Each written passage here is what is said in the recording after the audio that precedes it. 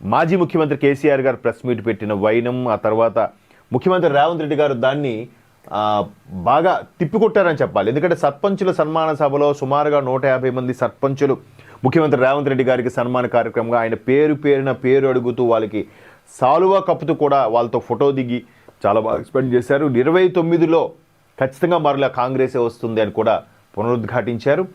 ఏది ఏమైనా కాంగ్రెస్ మళ్ళీ గవర్నమెంట్ ఫామ్ చేస్తున్న 2028లో 28 నవంబర్ డిసెంబర్లో ఈలోపు అసలు కేసీఆర్ని గద్దెనెక్కనివ్వను, ఆ కుటుంబాన్ని రానివ్వను, అలాగే కేటీఆర్ నువ్వెంత నీ బతుకొంత అని చాలా ఘాటైన వ్యాఖ్యలు చేశారని చెప్పాలి.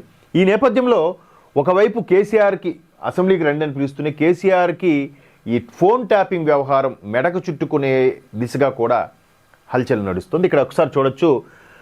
నా పునర్నియామకంపై కేసీఆర్నే అడగండి.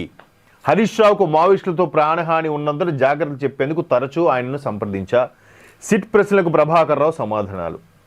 పోలీస్ అధికారి ప్రభాకర్ రావు గారు స్పెషల్ ఇన్వెస్టిగేషన్ టీం వేస్తున్న క్వశ్చన్స్కి, అంటే ఈయన ఒక ఆఫీసరు, అక్కడ ఉండేవాళ్ళు కూడా మేధావులే, ముదురులే, సిట్లో ఉండేవాళ్ళు, చిన్న చిత్తగా ఆఫీసర్లు కాదు వాళ్ళు కూడా. ఎంతోమందిని దిగ్గజాలనే అక్కడ ప్రశ్నించే పరిస్థితి ఉండే ఉంటుంది. అటువంటి వాళ్ళని ఇక్కడ ప్రశ్నించిన నేపథ్యంలో ఫోన్ ట్యాపింగ్ వ్యవహారం మీద ఒక్కొక్కటిగా ముందుకెళ్తోంది. సిట్తో ఇంటెలిజెన్స్ చీఫ్ భేటీ, ప్రముఖులకు నోటీసుల అంశంపై చర్చ. సో ఈ ప్రభాకర్ రావు గారు ఏమని కామెంట్స్ చేశారట, నేను హరీష్ రావు గారిని రెగ్యులర్గా ఎందుకు కలిసేవారంటే ఆయనకి మావోయిస్టుల బెడద ఉందని కొంచెం థ్రెట్ ఉన్నట్టుంది, అందుకే నేను జాగ్రత్తలు చెప్పడానికి ఇన్నిసార్లు కలుస్తారా? చూడండి, అంటే ఈ చెప్పే విధానం కూడా సామాన్యుడికి అర్థమైపోతుంది కదా. మరి వాళ్ళు పైగా ఆయన ఒక సీనియర్ పోలీస్ ఆఫీసరు, ఆయన ఎలా చెప్తారు? సరే చూద్దాం. ఉద్యోగ విరమణ అనంతరం నా పునర్నియామకంపై నన్ను ఎందుకు అడుగుతారు? ఆ విషయం కేసీఆర్నే అడగండి. ఐఏఎస్ ఐపీఎస్ ఆఫీసర్లకి ఇదొక బెనిఫిషియరీ పాయింట్. ఏంటంటే వాళ్ళని ప్రభుత్వం మరలా నియమించుకోవచ్చు. ఒక కమిటీ కోసం కానీ, నివేదిక కోసం కానీ, లేదా స్పెషల్ ఆఫీసర్గా కానీ, లేదా ప్రభుత్వానికి సంబంధించిన దాన్ని ఏమంటారు సలహాదారుగా కానీ పెట్టుకోవచ్చు. వాళ్ళకి ఆ సౌలభ్యం ఉంది కాబట్టి వాళ్ళు ఈ విధంగా, ఎందుకంటే వాళ్ళు నిజంగా మంచి మేధావులు. వాళ్ళు కొన్ని గంటలు, రోజుకి సుమారుగా 16 నుంచి 18 గంటలు కష్టపడి ఆ పొజిషన్కి వెళ్ళే వ్యక్తులు కాబట్టి వాళ్ళకి నియమించుకుంటారు. బట్ వాళ్ళు ఇచ్చే సలహాలు సూచనల ద్వారా కూడా అధిక రాజకీయ నాయకులు అప్రోచ్ అవుతారు అనుకోండి. సో ఉద్యోగ విరమణ తర్వాత, అంటే రిటైర్ అయిన తర్వాత కూడా నా పునర్నియామకంపై నన్ను ఎందుకు నియమించుకున్నారో ఇంటెలిజెన్స్ చీఫ్గా మాజీ ముఖ్యమంత్రి కేసీఆర్ని అడగండి అని చెప్పి ప్రభాకర్ రావు గారు చెప్పారట. అక్రమ ఫోన్ ట్యాపింగ్ కేసు విచారణ సందర్భంగా ప్రధాన నిందితుడు ప్రభాకర్ రావు ప్రత్యేక దర్యాప్తు బృందం ప్రశ్నకు సమాధించడం విశ్వసనీయంగా తెలిసింది. కస్టోడియల్ ఇంట్రాగేషన్ చివరి రోజైన గురువారం సిట్ పలు కోణాల్లో ఆయన విచారించింది. హరీష్ రావుకు మావోయిస్టుల నుంచి ప్రాణహాని, ఇంతకుముందు చెప్పుకున్నట్టుగానే.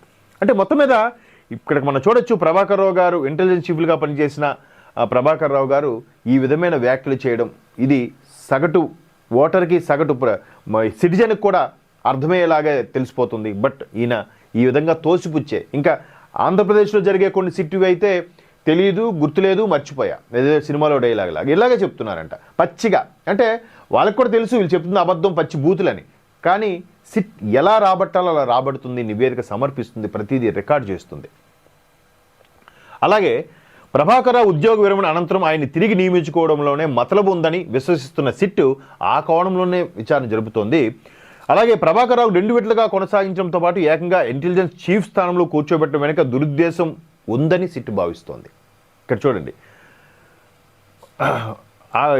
ఆయన తిరిగి నియమించడంలోనే మతలబు ఉందని ప్రభాకర్ రావు విరమణ అనంతరం తర్వాత 2 విడతలుగా కొనసాగించడంలో, ఒకసారి అయిన తర్వాత మరలా ఇంకో రెండో విడత కూడా కొనసాగించడంపై ఏదో స్వలాభం కోసమే ఈయన కొనసాగించింది. ఈయనకి అన్ని విషయాలు తెలుసు కాబట్టి ఇంకో కొత్త వాడిని వస్తే మరలా వాడికి అన్నీ చెప్పాలి, వాడిని కూడా కొంచెం మేపాలి, లేదంటే వీళ్ళ దారిలోకి తెచ్చుకోవాలి, ఏదో రకరకాలు ఉంటాయిగా.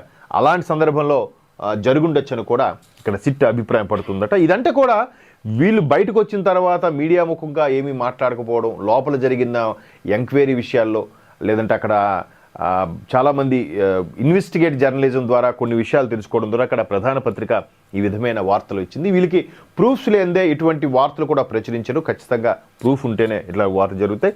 మొత్తం మీద ఈ తెలంగాణ వ్యాప్తంగా ఫోన్ ట్యాపింగ్ వ్యవహారం ఏదైతే ఉందో, కేసీఆర్ గారు మరలా రేవంత్ రెడ్డి గారిని కాంగ్రెస్ ప్రభుత్వాన్ని దుయ్యబట్టే విధంగా మాట్లాడడం, ఇది ఒక్కసారి తెర మీదకి అంశం త్వరగా వస్తుంది. చూద్దాం. ఎందుకంటే గతంలో రేవంత్ రెడ్డి గారి మీద కూడా ఓటుకు నోటుకు సంబంధించి చాలా కాంగ్రెస్ బీఆర్ఎస్ దురుసుగా ప్రవర్తించింది. బిడ్డ ఎంగేజ్మెంట్ ఉన్నా కూడా ఆయన ఇంట్లోకి చొరబడి మరి కూడా ఈడ్చుకెళ్ళి అరెస్ట్ చేసిన వైనం మనం చాలా చూసాం. మేబీ ఇటువంటి రాజకీయాలు మరొకసారి తమిళనాడు రాజకీయాలు మరిపించేలాగా తెలంగాణ రాజకీయాలు కూడా ఉన్నట్టు అనిపిస్తుంది. మొత్తం మీద తప్పే. చూద్దాం ఈ కేసు వ్యవహారం ఎంతవరకు వెళ్తుందో. అక్కడ ఆంధ్రప్రదేశ్లో బిగ్ బాస్ ఎప్పుడు అరెస్ట్ అవుతారని అంటున్నారు. ఇక్కడ తెలంగాణలో కూడా ఎక్కడ బిగ్ బాస్ ఎప్పుడు అరెస్ట్ అవుతారు అన్నట్టుగా కూడా చాలామంది ప్రేక్షకులు కామెంట్స్ రూపంలో ప్రశ్నిస్తున్నారు.